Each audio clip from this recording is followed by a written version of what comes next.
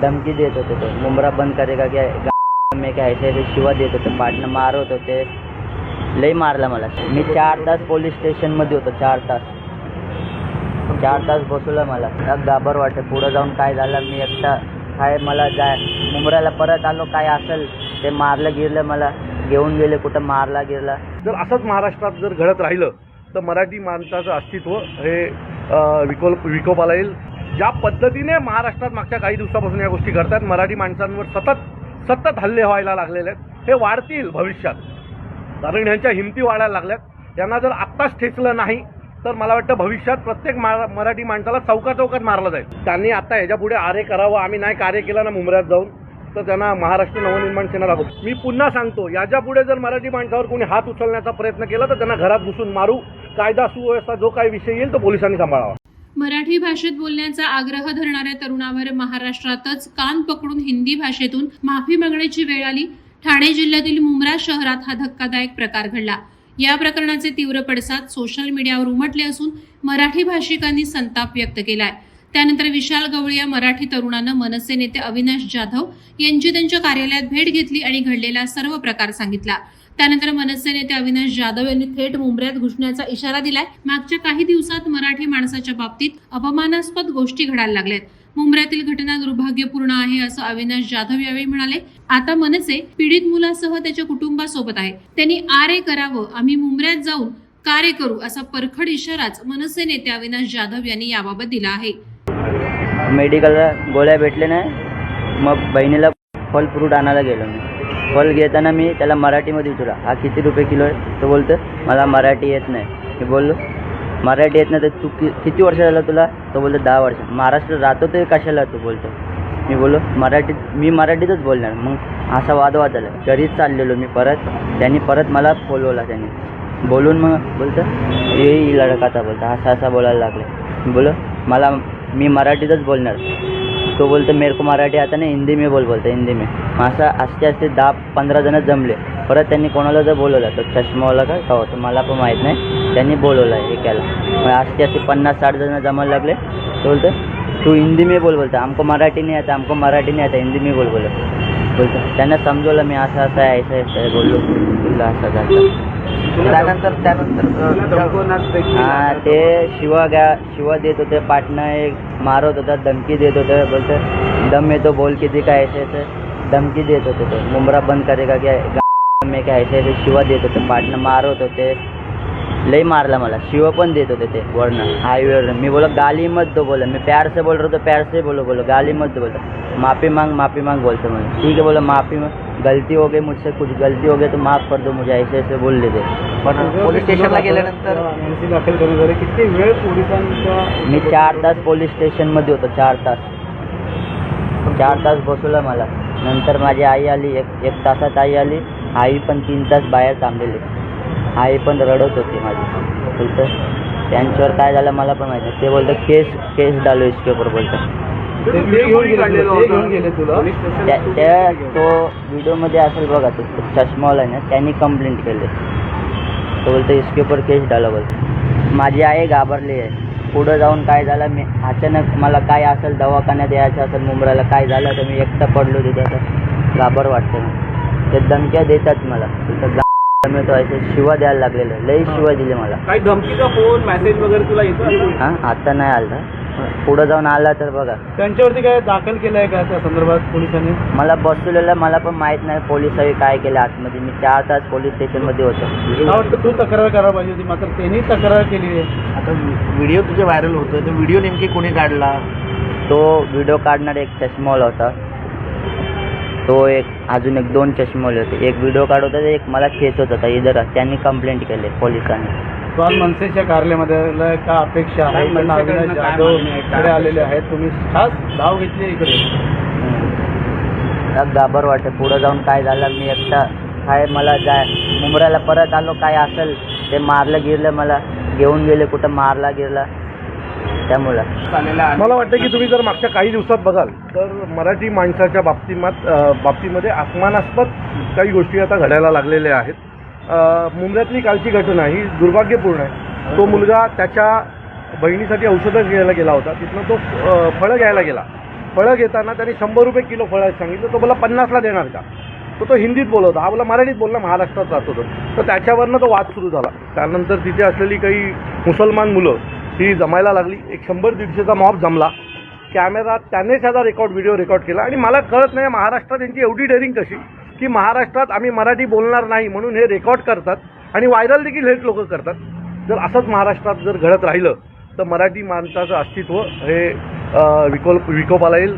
कल्याणमध्ये घडलेली घटना, ठाण्यात घडलेली घटना, विरारमध्ये घडलेली घटना, या सगळ्या घटना जर पाहाल, मुंबईमध्ये घडलेली एका जैन माणसाने घडलेली घटना, त्या सगळ्या घटना जर तुम्ही पाहाल तर सत्ता परिवर्तन झाल्याच्या नंतर यांच्यामधली हिंमत ही अतिशय मोठ्या प्रमाणात वाढत चाललेली आहे असं मला वाटतंय. मुंबईतल्या घटनेनंतर याच्यावरच पोलिसांनी गुन्हा दाखल केला. याला पोलीस स्टेशनला नेलं. पोलीस स्टेशनच्या बाहेर काही मुसलमान मुलं जमली आणि पोलीस स्टेशनच्या आवारात घोषणाबाजी केली. का घोषणाबाजी करायची काय गरज होती. तो मराठीत बोला सांगतोय, त्याच्यावरनं तुम्ही पोलीस स्टेशनमध्ये जाऊन घोषणाबाजी करणार.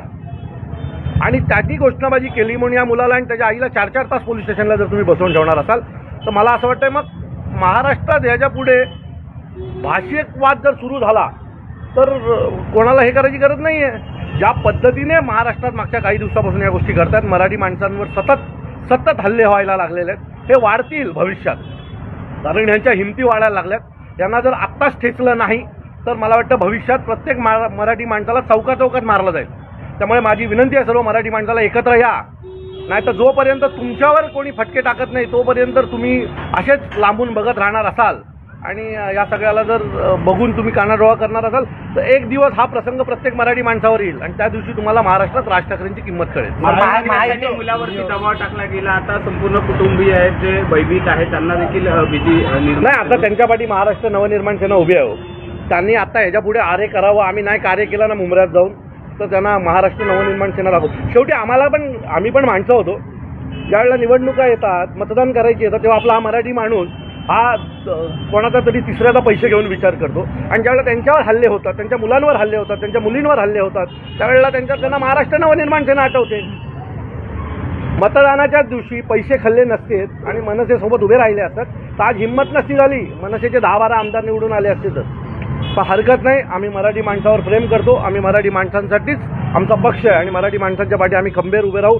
सन्माननीय राजसाहेबांची जी शिकवण आहे, मराठी माणसावर जर कोणी हात उचलण्याचा प्रयत्न केला तर त्याला जागेवर तोडा. आम्ही त्यांना जागेवरच तोडू, हा आमचा शब्द आहे. तर महायुतीच्याच काळामध्ये अभिजात दर्जा जो आहे तो मराठी भाषेला मिळालेला आहे. मात्र काय करायचं, साठायचं आहे. मराठी भाषा बोलण्यावरून त्याला कान पकडायला माझं मत आहे ते साठायचं आहे का आम्हाला. जर तुम्ही आम्हाला मराठी अभिजात भाषेचा दर्जा दिलात तर याच्या पुढे मराठीच्या विरोधात कोणी बोलत असेल तर कायदा करा की त्याच्यावर गुन्हा दाखल होईल.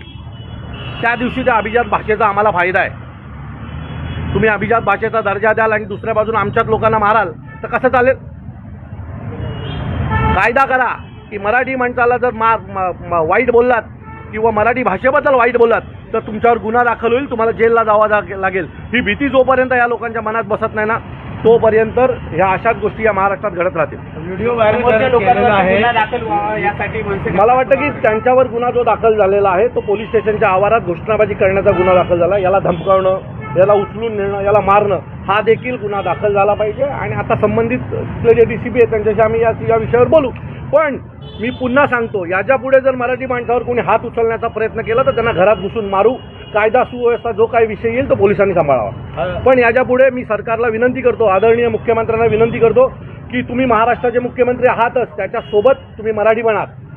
एक मराठी घरात तुम्ही जन्म घेतलेला आहे, त्यामुळे तुमच्याच महाराष्ट्रात जर मराठी माणसावर अशा प्रकारच्या घटना घडणार असतील तर ते योग्य नाही आहे. याच्यावर चाप बसला पाहिजे आणि त्याच्याबद्दल चाप बसण्यासाठी तुम्ही योग्य ते आदेश गृह खात्याला द्यावेत. राज ठाकरेंना चॅलेंज द्यायची कोणाच्या बापाच्यात हिंमत नाही.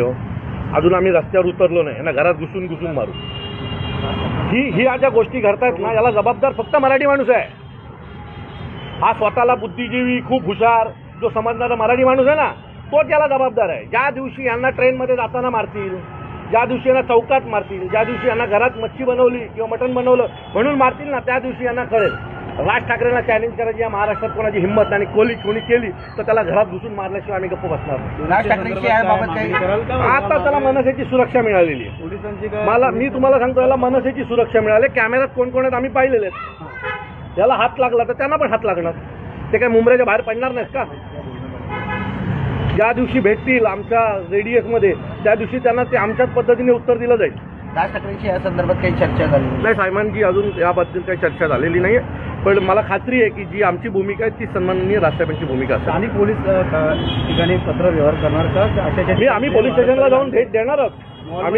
आम्ही डीसीपीना जाऊन भेट देणार आहोत आणि डीसीपीना विनंती करणार आहोत की या ज्या घटना ठाणे जिल्ह्यात, प्रामुख्याने ठाणे जिल्ह्यात खूप मोठ्या प्रमाणात घडतात. सन्माननीय राजसाहेबांनी मागे म्हटलं होतं, तुम्ही ते साहेबांना गांभीर्याने, महाराष्ट्रात तसं लोक ते काय बोलतात ते गांभीर्याने घेत नाहीत आणि कालांतराने त्यांना कळतं. साहेब जे म्हणत होते ना एवढे दिवस की ठाणे हा एकमेव असा जिल्हा आहे जिथे 7 महानगरपालिका झाल्या. ही लोकं आलेली कोण आहेत? ही 30 लोक आहेत जी बाहेरनं आली आहेत आणि 30 लोक आहेत जी आता दाद दाखवत आहेत आपल्याला. ही 30 माणसं आहेत सगळी जी बाहेरून आलेली आहेत, ज्यांनी या 7 महानगरपालिका केल्या आणि आता तेच आम्हाला दाद दाखवत आहेत आणि आपला मराठी माणूस त्यांच्याकडे बघतोय डोळे उघडे करून, कैसे हो भैया बोलत. तो माझी विनंती आहे या सगळ्यांना की आता तरी एकत्र या. मतदान झालं, आता तुम्हाला आम्हाला काय मतदान करायचं नव्हतं ते तुम्ही केलं, पण आता स्वतःसाठी एकत्र या, नाहीतर चौकात मार खाल्ल्याच्या नंतर मनसेकडे येऊ नका. वादळवारा लाईव्हसाठी न्यूज ब्युरो मुंब्रा.